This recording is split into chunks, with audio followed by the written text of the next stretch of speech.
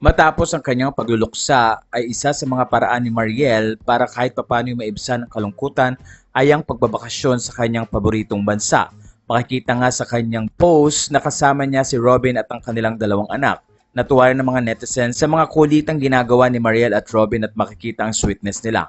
Pinagamit kasi ni Mariel ang kanyang concealer na kung saan nga ay mukhang ayaw gamitin ito ni Robin.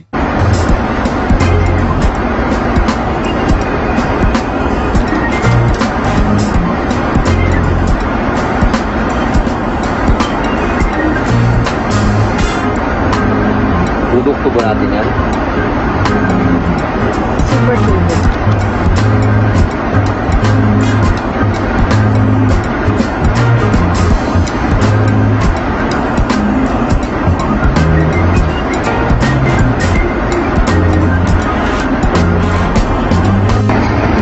Making him try it.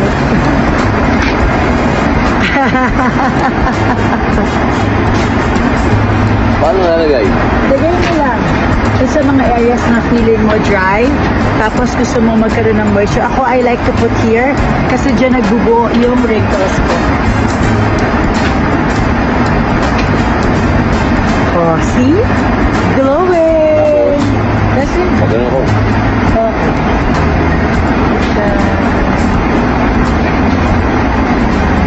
Try nyo yan. Diba? Nakaka-dry kasi nakaka-dry sa plain.